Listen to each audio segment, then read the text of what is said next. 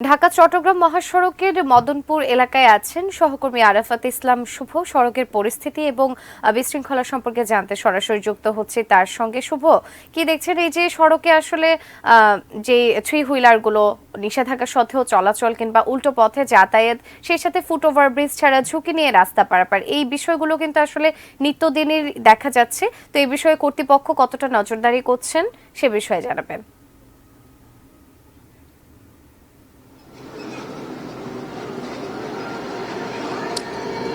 জি সুজানা, শুরুতেই জানিয়ে রাখি আমি এই মুহূর্তে অবস্থান করছি ঢাকা চট্টগ্রাম মহাসড়কের মোগরাপাড়া বাস স্ট্যান্ড এলাকায় এবং আমরা মহাসড়কটির বেশ কয়েকটি স্পট ঘুরেছি, দেখতে পেয়েছি সড়কের যে অনিয়ম বা বিশৃঙ্খলার কথা আপনি বলছিলেন সেটি খুব ভালোভাবে প্রত্যক্ষ করা যাচ্ছে।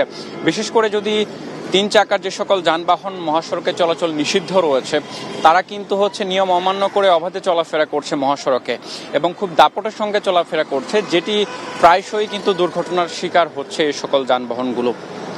প্রথমত এদের যেহেতু মহাসড়কে চলাচলের ক্ষেত্রে কোনো নিয়ম তোয়াক্কা করছে না, তার ফলে যেটি দেখা যাচ্ছে যে ব্যাটারি চালিত যে সকল অটোরিকশাগুলো রয়েছে এগুলো কিন্তু খুবই দ্রুত গতিতে মহাসড়কে চলাচল করছে এবং বিশেষ করে আমরা যেটি প্রত্যক্ষ করতে পারছি বিপরীত লেনে এই সকল যানবাহনগুলো বা তিন চাকার যে সকল অটোরিকশা বা ব্যাটারি চালিত রিকশা রয়েছে সেগুলো চলাচল করছে। এর ফলে কিন্তু প্রায়শই কিন্তু এরা দুর্ঘটনা ঘটাচ্ছে এবং এতে করে অনেকের প্রাণহানির মতো শঙ্কাও আমরা দেখতে পাচ্ছি। এবং একই সাথে আমরা দেখতে পাচ্ছিলাম এই মহাসড়কে এখনো কিন্তু বেশ কয়েকটি স্থানে যে অবাধে যে রাস্তা পারাপার, ফুট ওভার ব্রিজ ব্যবহার না করা সেটিও কিন্তু মানা হচ্ছে না, যদিও খানিকটা দূরত্বেই কিন্তু ফুট ওভার ব্রিজ রয়েছে। এক্ষেত্রে মানুষের যে একটু অসচেতনতা সেটি কিন্তু এখন পর্যন্ত আমরা পরিলক্ষিত করতে পারছি। একই সাথে যে বিষয়টি যে যত্রতত্র যাত্রী ওঠানামার যে বিষয়টি সেটাও কিন্তু দেখা যাচ্ছে যে খানিকটা দূরেই যদিও বাস স্ট্যান্ড, তারপরে কিছুটা দূর এগিয়ে কিন্তু আবার কিন্তু তারা এখানে যাত্রী উঠাচ্ছেন।